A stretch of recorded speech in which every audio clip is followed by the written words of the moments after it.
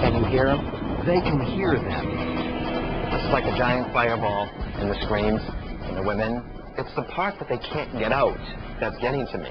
And see them. He's a very large man. They are tuned into a dimension most people never know. Not anymore. Get in there a little bit. Yeah, I think we might. And paranormal investigators go ghost hunting on historic landmarks. I'm getting a name like Bernie. Ask them just to play with the meter over there. Yes, can you make the meter move? Yes, you are, right There we there. go, yeah. Here he is. Good, thank you.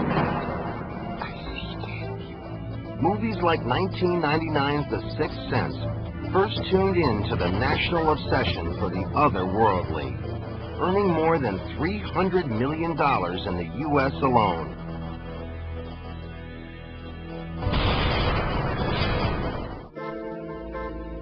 When it comes to exploring paranormal phenomena, there's perhaps nothing more controversial than ghost busting, hunting for spirits or apparitions. Lloyd Auerbach is a parapsychologist whose specialty includes investigating apparitions and hauntings, the kind of psychic activities that have been reported aboard this World War II era aircraft carrier, the USS Hornet. To help him connect with those phenomena, Lloyd depends on the gifts and skills of Bay Area psychic medium Annette Martin. No, there doesn't seem to be any energies in here at all. No. As soon as I stepped on board, I felt goosebumps. So whenever I feel goosebumps, I know that, uh-oh, there's a spirit here. Annette and Lloyd are investigating the area that once served as a ship's medical bay. Annette has never been down here before. I saw a doctor sitting at the desk. He feels like he could be in his late 30s, early 40s, fairly large man. To try to measure the psychic activity that Annette is encountering, Lloyd uses various environmental sensors. We try to determine what's in the environment that connects to an experience. One of the instruments that he uses is a magnetic field detector. There are many accounts of electromagnetic phenomena occurring in places where apparition and ghosts have been observed. I'm getting a name like Bernie, Bernard, like Bernard. He's a little shy. Well, ask them just to play with the meter over there.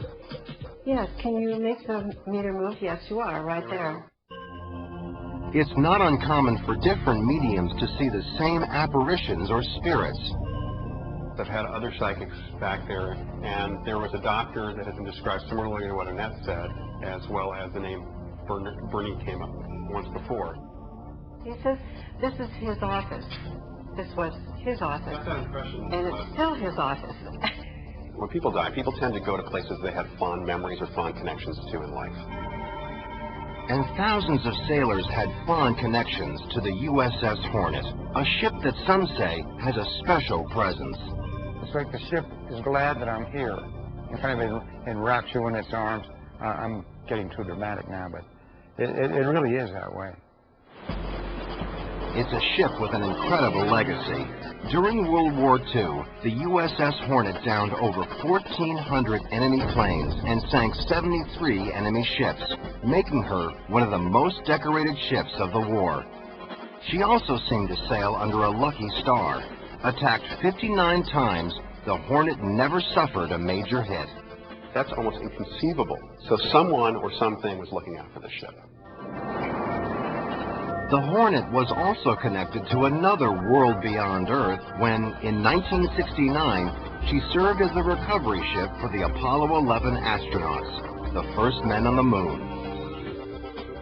Retired from service in 1970, the USS Hornet was about to be scrapped in 1995 when volunteers helped turn her into a museum.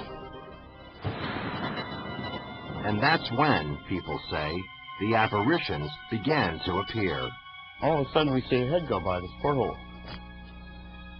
And we both looked at each other and said, "Did you see that?" Nobody was supposed to be aboard the ship at that time.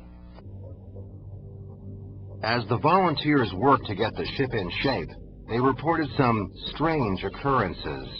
They were trying to chain off a number of areas in the ship, and they found that if they asked the ship for chain, fresh chain would appear around a corner they had just passed, where there'd been no chain a moment before. The long and the short of it is that we found chain 6 times.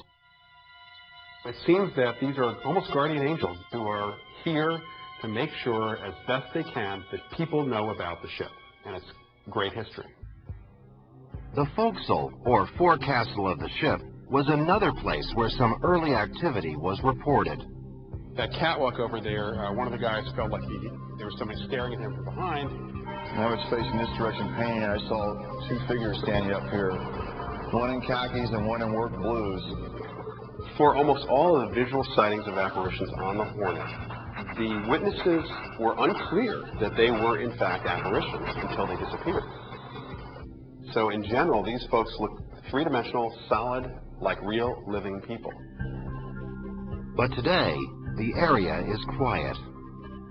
One of the key things about doing ghost investigations, doing paranormal investigations in general, is if the spirit doesn't want to be there, they're not going to be there. But I'm not getting any impulses whatsoever. They had better luck in the JOB, the bunk area for junior officers, and reportedly another hotspot for apparitions. Oh boy, this is really strong in here. He's a very large man. I'm getting this, lots and lots of curly hair, and big, my gosh, he's strong. She picked up on a big, burly spirit named Jake, who may in fact be a spirit that had been reported being seen and experienced in other parts of the ship. So I asked him, what are you doing up here? And he said that he just liked to hang out up here because he wanted to be an officer. The apparitions are typically dressed in the period in which they served, and the age that they appear typically would be about the age that they were when they served. He's saying that he was here during the war. Okay, World War II? Yes. He died somewhere else, but he's come back to the ship. And because his buddies were all here, and so he wants to be here with his buddies. I have been on the USS Hornet before, but I've never picked up so many as I have today. Annette Martin has been picking up on spirits ever since she can remember. She grew up in San Francisco as an only child, but an only child with clairvoyance on both sides of her family. Research has shown that it does tend to run in families. Whether or not it's carried in the genetic code, we don't know. It could be very much like a talent for art that's carried in the family. And there's nothing Annette enjoys more than using that talent to go ghost busting with Lloyd. Of course, we don't really bust ghosts. We don't even break them. We just kind of talk to them. One of their favorite apparitions haunts the Moss Beach Distillery in Moss Beach, California. She is known as Kate, or the Blue Lady. There have been reported sightings of Kate since Prohibition in the 1930s, when the distillery was the restaurant and speakeasy known as Frank's Place.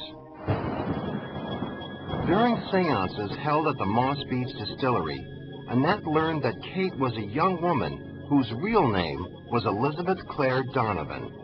When her husband caught her having an affair with Charlie, the piano player who worked at the restaurant, he murdered her on the beach below. Within a week, according to the locals, her apparition was being seen on the beach, wearing a blue dress, walking up and down the beach, and also in the restaurant, quite a bit. So why don't we go over here in this area where the piano used to be? One of the stronger places that I see Kate is in the outside dining room where Charlie had his upright piano. And she just dearly loved to hear him play, and he used to sing. Oh, I'm getting goosebumps. Well, yeah, she's unusual activity on this. Oh my gosh, she's really excited.